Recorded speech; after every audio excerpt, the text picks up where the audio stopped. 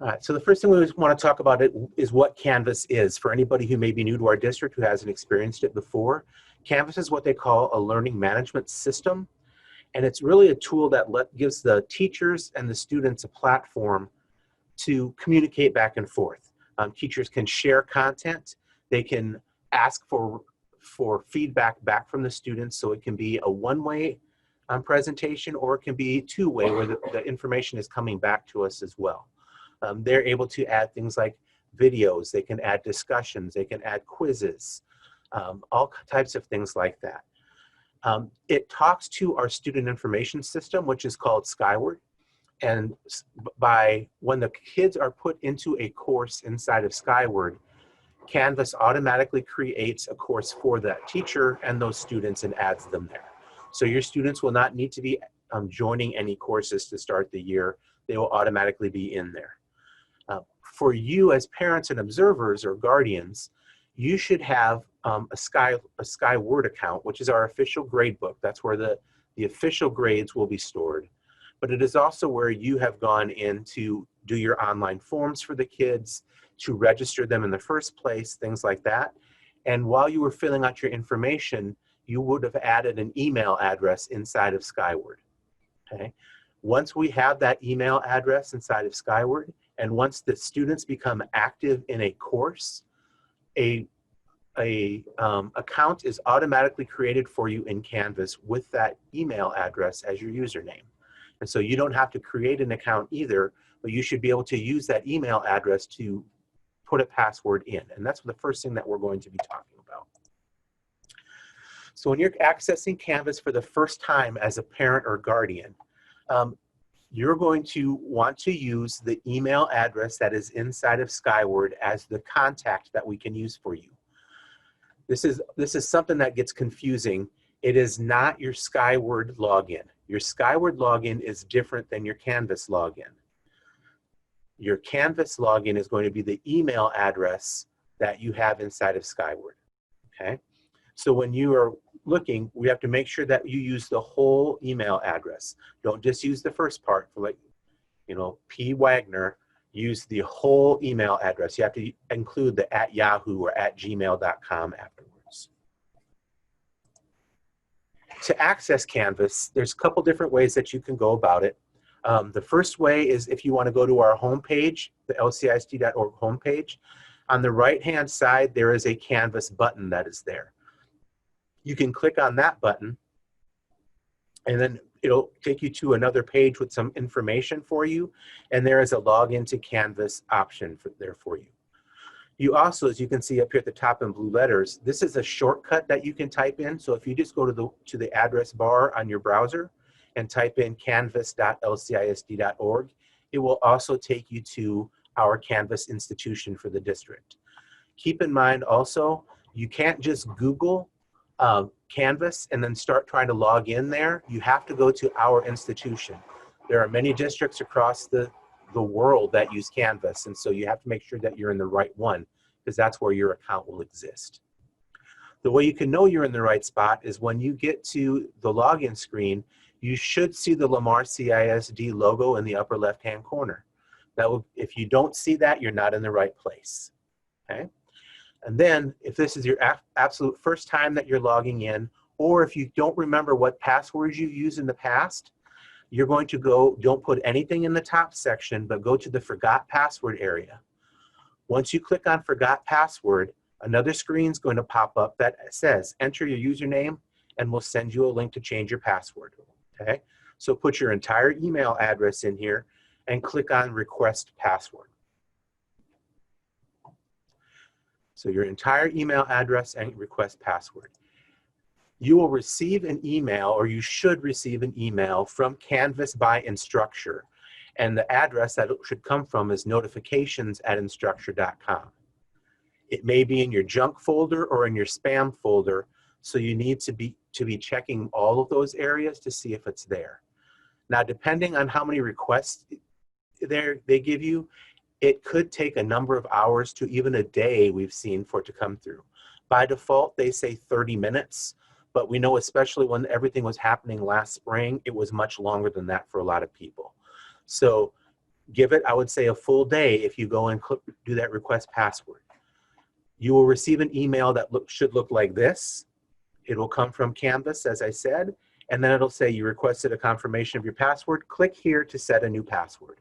And that's where you can go ahead and add, when you click on that, it should pop up and give you the option to add your new password. The only requirement that Canvas has is that it must be at least 8 characters.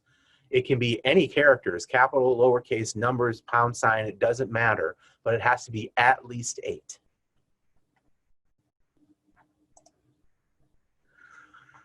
Another way that you can get access to these things is to download the app. Canvas has both a student app and a parent app that you can download both from the iOS, the Apple App Store, and from the Google Play Store. We recommend in the district to use the student app even if you're a parent, because it gives you more options. For instance, we want to create learning experiences through modules. The parent app does not provide you an option to see the modules. So you can download the student app.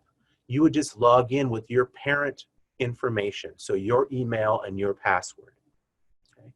Now, that doesn't mean you can't download the parent app. Some people prefer that. So if you're not sure, if you want to, it doesn't hurt anything to download both. Download them both, check them out, decide which one you like better, or maybe you're going to like something about each one, and you can keep them both. It doesn't matter, but we want to make sure that you are aware you can use the student app if you're looking for more information than what the parent app provides you. You just need to log in with your credentials. Okay. So the next thing we're going to talk about is how you navigate Canvas. Okay. Canvas has some main things that we're going to talk about is the dashboard, which is what you will end up landing on when you log in.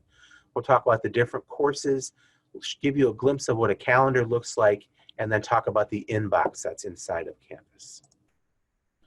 So this is what a dashboard would look like. This is actually a dashboard from my personal account with my kids from last year. I had an 8th grader and I had a sophomore in high school.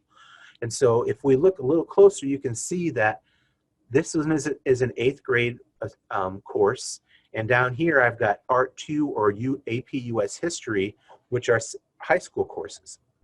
So with my Parent Observer account, all of the children that you have should all be associated with the one count. You don't have to have one for each kid. They'll all be combined together.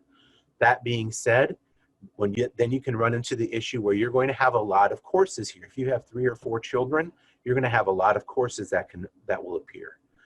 You can organize them. If you just click and hold on a card, you can drag them around back and forth to get them into the location that you want inside of on your dashboard.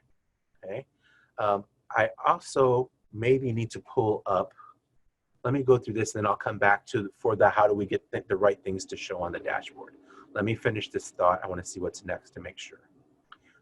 Okay, so if you don't see everything that is there on the course or on your dashboard, if there are some classes that you feel are missing, or if you have courses on there that you don't want to see anymore, you can go about it with this process.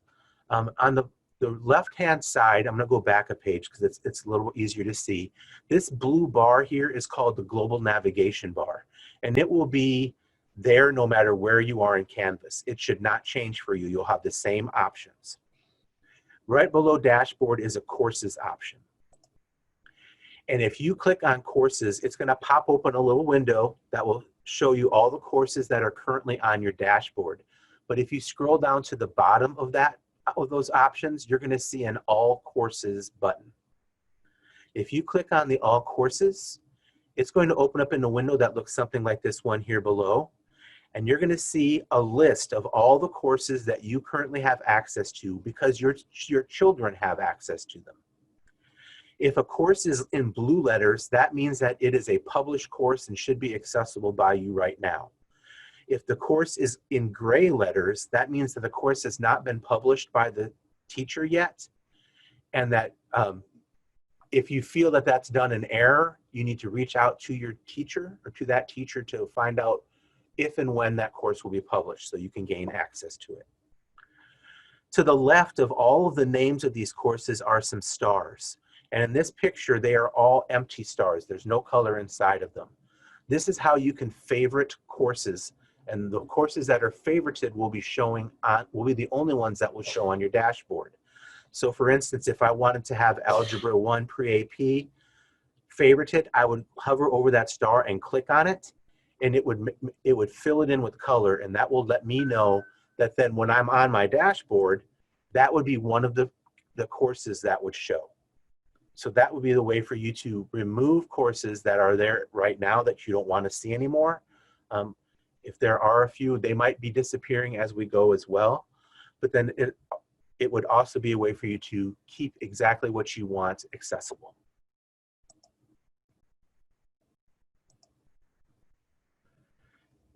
Below courses on your global navigation bar is the calendar option. And the calendar option is an interesting one in the fact that it is, since it's found in the global navigation bar, it will hold all of the calendars for all of the courses that you have access to as an observer. And for your student, any of the courses that they have access to would all show there. On the left hand or the right hand side here, you will see a list of all of the courses that you have access to. And if the box to the left of the name of it is filled in, that means that that calendar is visible. And you'll see here on this picture, like the one that is like the brown tannish color is the ELA Reading Pre-AP one. I've got a green one here. That would have been the social studies. So they will be signified by color coding. You are only able to do up to 10 calendars in view at one time. That is a setting through Canvas. And their reasoning for it is if you start to get more than that, there's going to be so much on the calendar, you're going to have a very hard time finding what you need. It's going to be overwhelming for you. So as you look at the calendars that are in your list here, if you click on the little box to put color in it, that calendar will be visible. If you click on it again, the color will go away, and that means that the calendar is not visible for you. And this is fluid for you, so you can turn calendars on and off as you see appropriate. You also have the ability, if there are the colors that are being selected automatically through Canvas are too close to each other maybe, or you just don't like the color, if you click on the ellipses, the 3 dots to the right of the name of the calendar, it'll pop open a little window that will let you choose a different color for that calendar. In the upper right-hand corner of a calendar, let me pull back so I can show you right here in this section, you have the options for a week view, a month view, and an agenda view. By default, it's going to be on month, but you can choose whichever works the best for you and for your students. I have one more thing that I need to go back. I want to go back and show you on the dashboard because I failed to mention it. This is how we would like all of the students to have their dashboards. We want them to be able to see these course cards. Some of them, by clicking on the ellipses here in the upper right-hand corner, you can click on that and they can put what's called a list view there. And some students thought that it was a better option for them. But the problem that we have is the only things that show up in that list view is if it's something that is on the to-do list for your students.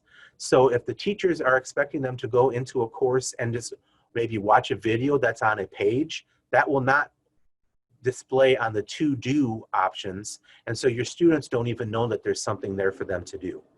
Your best bet is for them to have these cards so that each day they can go and click on whatever or all of their courses to see what they are supposed to be doing that day and complete the activities.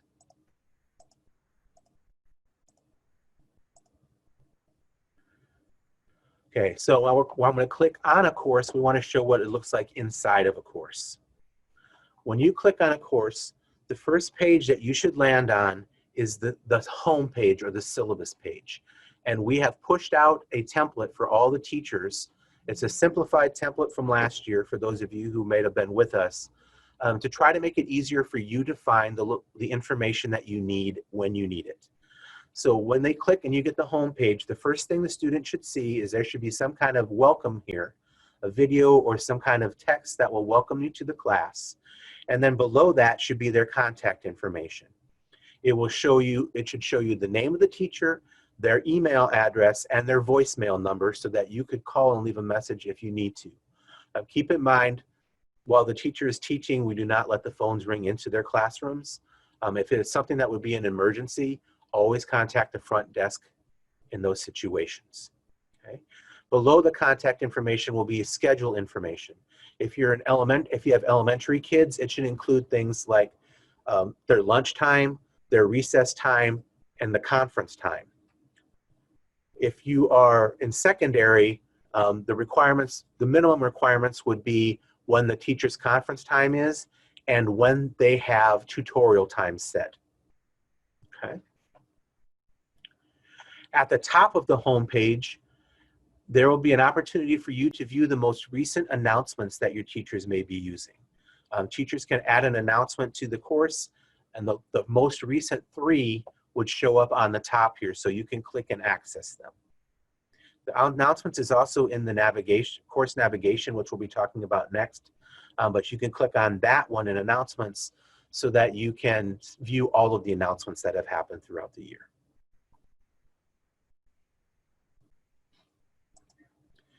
On the left-hand side, once you are in a course, next to this blue global navigation bar, we have what's called the course navigation. That provides hot links for your students to click on to access other parts of the course, or possibly even a website that they would go visit to do work outside of Canvas. The teachers, we by default push out a list of things that we say should be there for sure, but the teachers have the ability to change this list depending on what they feel the needs are for their classroom. So an English 1 class may have a course navigation that looks different than an Algebra 1 class. It will depend on the teacher and what tools they want to have available. But you should see a home and announcements, and I see it's not even here, but you should also see a modules option here. And the modules is what will be most important for your students, as we have been pushing hard with our teachers to get them to create what we want to call learning experiences inside of Canvas. And that would be set up inside of a module. The module kind of acts like a table of contents where they can have a header that will tell you, like maybe Monday, these are the things that your student should be completing on Monday. And then another header for Tuesday, and that way. Or it might be day 1, day 2, or it just kind of depends on the course and how their curriculum is set up. But the idea is that every day students can be going to the modules so that they can visit it and they can know exactly what they need to be doing, and they can follow those things in sequential order for the best experience that they have. There is a grades option that can appear on the side in Canvas, but we need you all to understand, and please listen to this, if you get nothing else from today, you have to understand that this is not the official grade book. Not everything may be done inside of Canvas, and not all grades that are taken in Canvas may be put into Skyward to be added towards their final grade. Canvas is great because it can also allow you, the teachers, to do little formative assessments throughout the week, maybe a 2 or 3 question quiz just to see where the students are and what they might need to focus on for the next day. That's not something that a teacher would want to put into Skyward. It's just like a check and see where we are type deal. And so those grades will appear in the Canvas gradebook, but that doesn't mean that they're all going over to Skyward. Anytime you want to look at your students' grades and find out what their official grade is for a class, you have to check Skyward, not Canvas. Okay, I'm going to continue on then. We'll keep moving. The next thing we're going to talk about is some of the notification options that you have. So you as an end user can choose how you're notified, where you're notified, and when you're notified. If you click on, once you log in, the top option in your global navigation is the account button. And once I click on account, I can choose settings. When I click on settings on the very right-hand side, there is an option for you to be able to add a contact method. By default, you're going to have the email address that you put in Skyward, and that is your username. So by default, that's where it will go. If you want to add a cell phone for text messages, you can do that. If you want to add a different email address, you can do that so that the notifications are sent to multiple places. Understand that if you are getting the text messages, if you pay per text message, those fees will apply. So be careful in that situation. But you just click on the plus contact method. It will give you, say, do you want to do a phone number or do you want to do an email? And then you follow the prompts as you go through.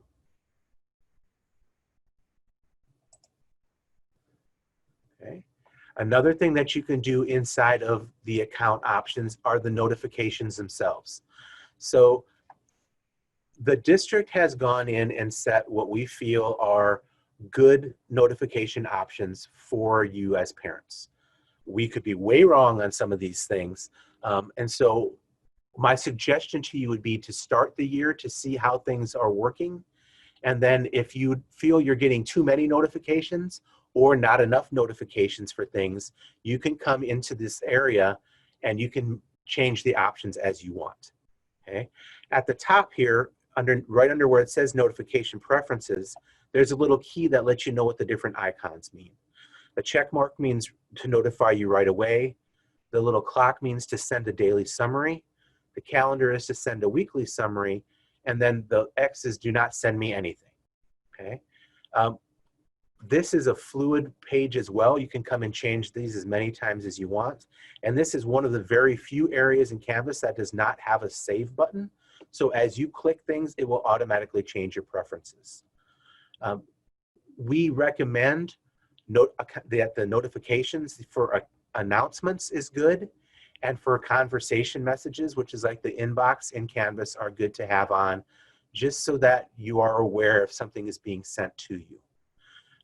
But this announcements is an interesting one for me to talk about on a personal level. With my 2 children last year, I had to notify me right away on my parent account. I wanted that instant gratification to know that when the announcement was coming out. And for most of the school year, that worked pretty well. But once we got into the pandemic in March, April, May, there started to be multiple announcements a day, like maybe up to 8 or 10. I chose to come into my notification preferences here, and I moved it from right away to a daily summary.